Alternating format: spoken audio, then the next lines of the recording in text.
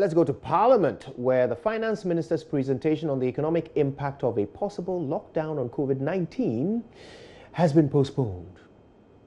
Correspondent Joseph Gakpo joins me live from Parliament with a bit more on that. Joseph, why? Why has this statement been postponed?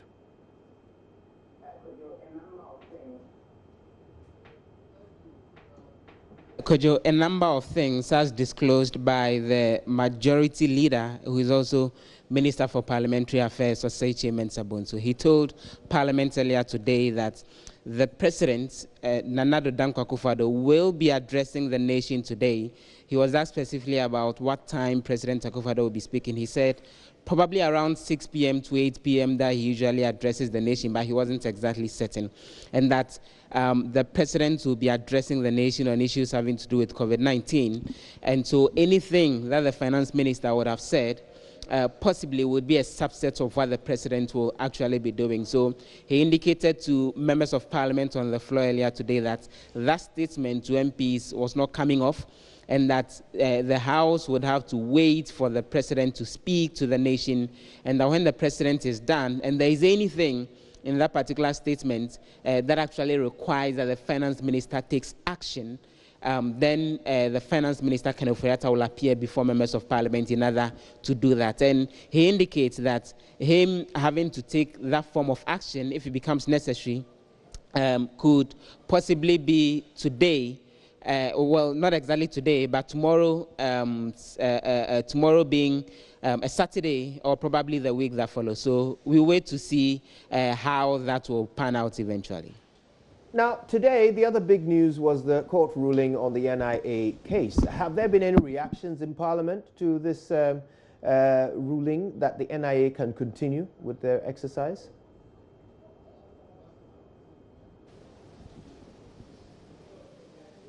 Well, the minority leader, Haruna Idrisu, has been addressing the press outside Parliament on the issue of the NIA being given the green light in order for them to continue with the registration process. He thinks it's disappointing, that's the word that he used, that he's quite disappointed in how the particular verdict did turn out. He told the media that he sees a situation where that ruling actually gives the green light to Ghanaians to probably go ahead and congregate anywhere they may want to, whether in church or anywhere else. And he thinks it's a bad decision for the country in the light of all the ongoing efforts to deal with COVID-19.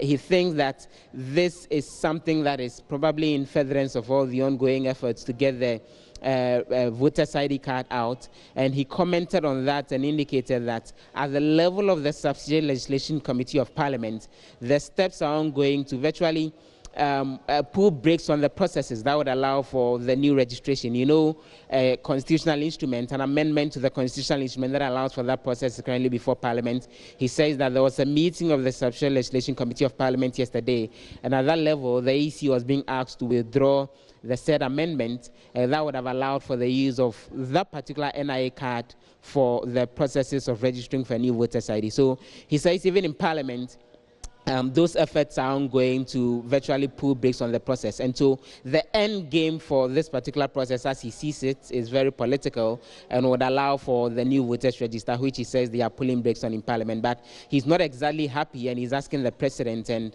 the officials who are managing the NIA to reconsider the decision in terms of allowing for the registration. But he's been getting responses from the Deputy Minister for Monitoring and Evaluation, who is also a member of Parliament, William Sabi.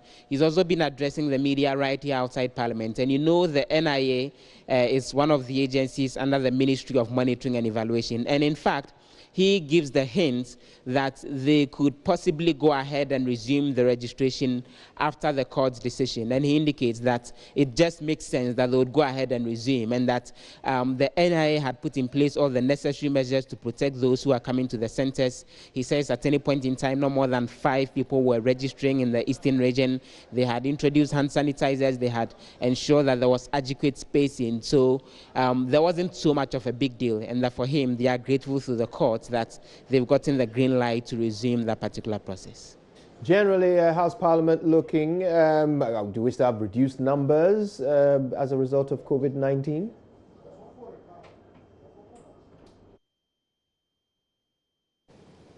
The numbers are actually not very encouraging, except that no one is too clear in their mind as to how come the numbers are low. But just a casual look at the figures, a check at one point in time in the course of the sitting, there were just about 40 to 50 MPs on the floor out of the 275, even as they went ahead and approved a number of loans and legislations and all. The House has taken a break. They are getting back at 4 p.m. to continue with other businesses.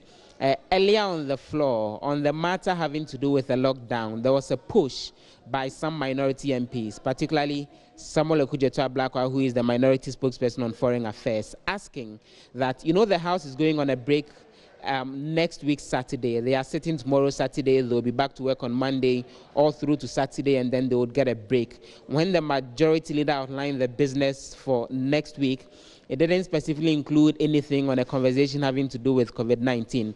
And Okudzeto-Ablakwa requested that space be made to, first of all, get the Minister for Health to come update MPs on the number of infections and what is being done to deal with the problem as he's done in the past. And also that the House makes a space to debate the issue of whether there should be a national lockdown, because that's probably where the executive can be getting the best form of advice. But the majority leader indicated that there are a ton of issues having to do with COVID-19, including questions for the minister and a number of others, and that leadership of the House is still discussing what the modality should be in terms of any possible conversation on COVID-19 going into next week. So he says that space will be made, but until then, he's not exactly allowing for that conversation on the floor of Parliament now as we speak. Joseph Opoku-Gakpo, thank you ever so much once again for your update to us on the happenings in Parliament.